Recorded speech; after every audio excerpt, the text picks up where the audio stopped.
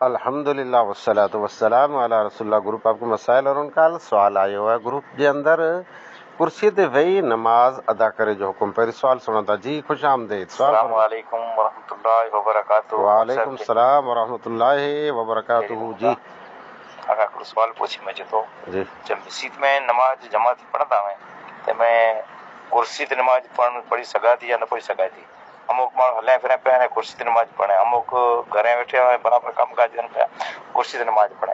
इन जरा वज़ाहत करे सुणाए। जी जी जी जी माण्हू कुर्सी ते नमाज पढ़ंदा थिए कि न थिए, अॼु उम्मत जी हालत ये थी वई है त नमाज़ीअ जे बारे में वधारे सवाल उभा कनि था जी। नमाज हीअं पढ़नि था, ई नमाज हीअं पढ़नि था, ई नमाज में हीअं उभियनि था, ई नमाज में हीअं वेहनि था।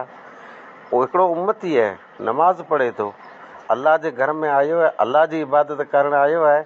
इन जो दर्जो अलाह ॾींदो, ऐं की न ॾींदा। न को आऊं वटां हिन जो की हाज़िरीअ जो पत्र गिणणु आयो आहे, न को सटी गिणणु आयो आहे। हू नमाज़ वेही पढ़े का उभी पढ़े, क़बूल नमाज़ करे वारो अलाह आहे। हू नमाज़ किन नियत से पढ़े थो, किन कारण पढ़े थो, तंहिंजो मुंदो अलाह वटि आहे। बंदो ने अलाह तंहिंजे दरमियान जो मामिलो आहे। वियादी उन जी कयो जेको नमाज़ूं नथा पढ़े, वियादी उन जी कयो जेको चोरियूं कयूं था, वियादी उन जी कयो जेको उम्मत खे बदनाम कयूं था, वियादी उन जी कयो जेको बिदात अने खुराफ़ात में मुब्तला आई, वियादी उन जी कयो जेको मुर्तदे जा कम पिया कई, वियादी उन जी कयो जेको रिदत खे ओॾा थी विया, वियादी उन जी कयो जेको शिरक में ॿुॾी चुका आहियूं, वियादी उन जी कयो जेको जहन्नम जे कपरे ते पुॼी विया आहियूं। हाँ नमाज़ी मथां हेॾी वियादी, उहो नमाज़ पढ़े पियो, उहो ॼाणे न अलाह ॼाणे। वाख़िर दवाना अल्हम्दुलिल्लाहि रब्बिल आलमीन।